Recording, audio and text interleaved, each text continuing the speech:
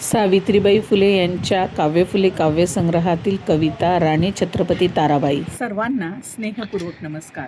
मी सौ अनुराधा भुस्कट तुम्हा सर्वांचे सावित्री न्यूज इंडिया चॅनलमध्ये हार्दिक स्वागत करते. महात्मा फुले यांच्या 200व्या जयंतीनिमित्त आम्ही सादर करीत आहोत सावित्रीबाई फुले यांच्या काव्यफुले काव्यसंग्रहातील 200 कविता. क्रांतीज्योती सावित्रीबाई फुले यांनी आपल्या काव्यफुले या काव्यसंग्रहामध्ये इतिहास विषयक फक्त 2 कविता रचलेल्या असून त्यापैकी एक कविता ही छत्रपती शिवाजी महाराज यांच्या कार्यावर आधारित आहे. महाराणी ताराबाई यांच्या चारित्र्याचा सावित्रीबाई फुले यांच्यावर खूप प्रेरक संस्कार करून गेला होता आणि त्यामुळेच सावित्रीबाईंनी आपल्या आदर्शांमध्ये राणी छत्रपती ताराबाई यांना अत्यंत महत्त्वाचे स्थान दिलेले आपल्याला या काव्यातून जाणवते. तर कवितेचे नाव आहे राणी छत्रपती ताराबाई. छत्रपती सिंहासनीची एक राणी ताराबाई, कोल्हापूरची जगदंबा, महाराष्ट्राची अंबाई.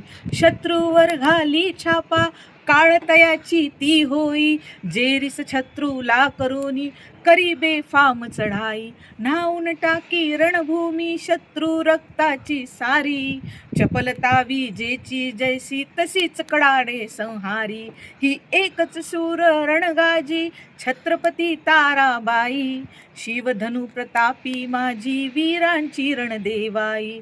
जय भवानी जय जयकार, जय तारा राणी ललकार, तिज करे मी नमस्कार, शूरदेवीचा जय जयकार, शूरदेवीचा जय जयकार.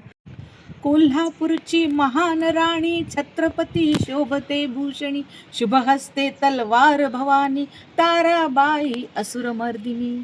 ताराबाई माझी मर्दिनी, भासे चंडिका रणांगणी, रणदेवी ती श्रद्धास्थानी, नमन माझे तिची आचरणी, नमन माझे तिची आचरणी. चला तर बघूया या कवितेचा अर्थ. सावित्रीबाईंनी महाराणी ताराबाई यांची तुलना साक्षात जगदंबा आणि अंबाई यांच्याशी केलेली आहे. ज्याप्रमाणे वीज कडाडते आणि सर्वस्व नष्ट करते, त्याचप्रमाणे ताराबाई युद्धामध्ये शत्रूवर बेफाम चढाई करत आणि शत्रूच्या रक्ताने रणभूमी न्हाऊन टाकत असत. औरंगजेबाच्या बलाढ्य सैन्याला जेरीस आणून त्यांनी मराठा साम्राज्याचं रक्षण केलं होतं. ताराबाई ह्या केवळ राणी नव्हत्या, तर त्या एक महान योद्ध्या होत्या. त्यांनी छत्रपती राजाराम महाराजांच्या निधनानंतर अत्यंत प्रतिकूल परिस्थिती औरंगजेबासारख्या बलाढ्य शत्रूविरुद्ध स्वातंत्र्याचा लढा समर्थपणे चालू ठेवला होता. जय भवानीच्या जयघोषात त्या शत्रूवर तुटून पडत अशा या शूर राणीला सावित्रीबाई अत्यंत आदराने नमस्कार करून त्यांचा जय जयकार करतात. त्यांच्या हातामध्ये भवानी तलवार अगदी शोभून दिसते.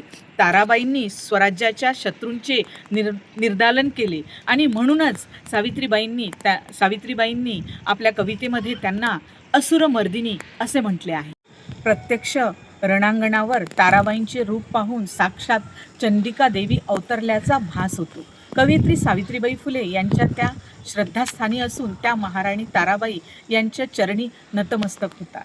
अशाच सावित्रीबाई फुले यांच्या आणखी कविता बघण्यासाठी आमच्या चॅनलला म्हणजेच सावित्री न्यूज इंडिया चॅनलला नक्की भेट द्या आणि व्हिडिओला लाईक, शेअर आणि सबस्क्राईब करायला विसरू नका. धन्यवाद.